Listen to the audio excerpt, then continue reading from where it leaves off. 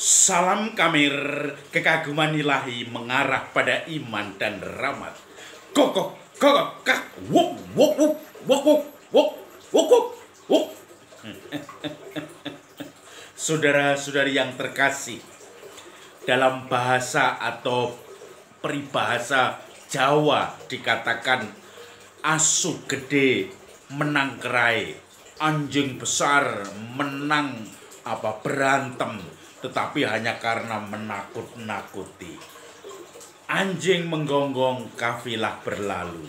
Di pastoran itu ada anjing. Kalau dia berteriak-teriak, menggonggong-menggonggong, biasanya dia juga ketakutan. Kalau orang yang diteriaki itu berani melawan, mendekati, teriaknya semakin keras, tetapi anjingnya lari masuk mencari tuannya. Tetapi kalau anjing itu menggonggong dan orangnya takut, maka anjing itu pasti semakin mengejar. Dia lari dan seakan-akan dia akan mengejarnya. Anjing yang berteriak-teriak menggonggong begitu biasanya tidak menggigit. Tetapi anjing yang diam-diam itu malah bahaya. Dia tidur, kita di sampingnya, kita mengganggu sedikit atau gerakan kita tanpa sadar sedikit langsung digigit kita. Wah, tahu-tahu kita sudah terluka. Saudara-saudari yang terkasih, gonggongan anjing itu menunjukkan semua kesombongan, menunjukkan keangkuhan, kehebatan. Itu hanya omong kosong. Maka orang sering menepuk dada untuk menunjukkan bahwa dia menjadi orang yang terkemuka, menjadi orang yang hebat, menjadi orang yang nomor satu, yang lebih pintar dari yang lain, lebih hebat, pokoknya lebih dari yang lain.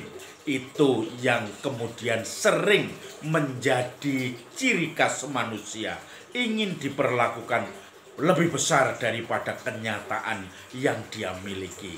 Maka dia menepuk dada, sesumbar, dan ingin mengatakan bahwa saya hebat. Saudara-saudari yang terkasih, saya rasa di zaman para murid Yesus itu juga sudah berlaku seperti itu. Ketika Yesus dan murid-muridnya menyeberang Galilea, dia tidak mau diketahui oleh banyak orang. Maka dia diam-diam mengajar murid-muridnya. Lalu Yesus mengatakan, anak manusia akan ditangkap oleh manusia dan akan disiksa.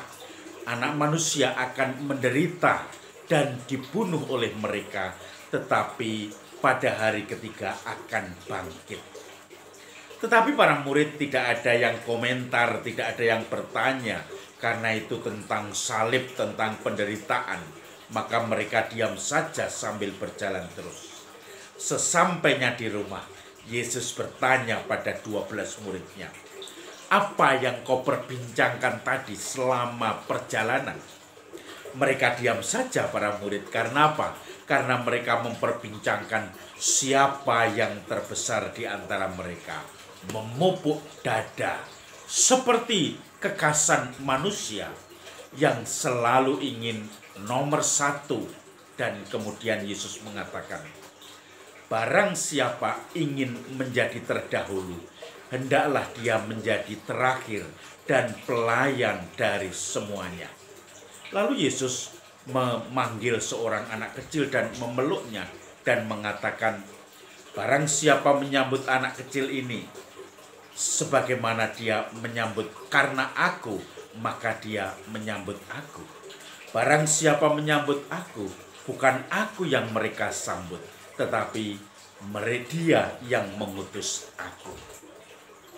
Saudara-saudari yang terkasih, kekasan orang untuk menunjukkan kehebatan diri itu sudah umum.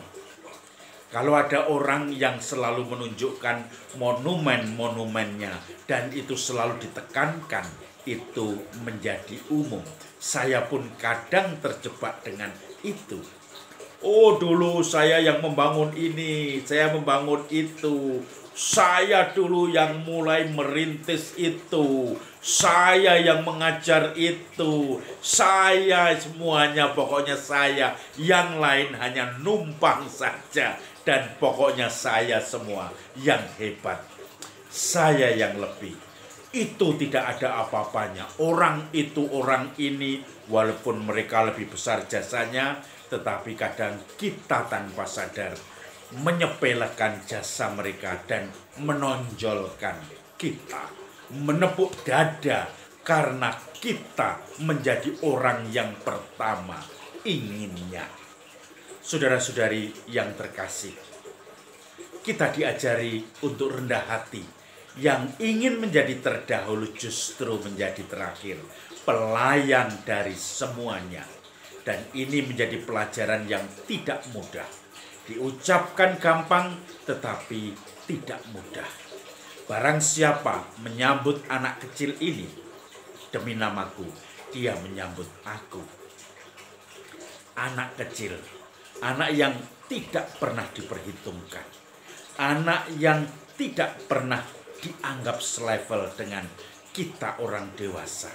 Anak kecil yang tahunya hanya bawah kontong, bawah kotong. Karena apa?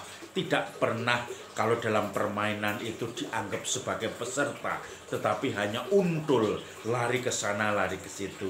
Tetapi kalau kita bisa seperti itu, kita akan mendapatkan kerendahan hati, tidak diperhitungkan, tetapi berbuat sesuatu yang berguna bagi orang lain. Semoga kita belajar rendah hati, menjadi anak kecil, dan kita pun dalam nama Tuhan menyambut Dia, melayani Dia, dan menjadi yang terdahulu karena sudah melayani semuanya. Salam Kamir, kekaguman ilahi mengarah pada iman dan rahmat.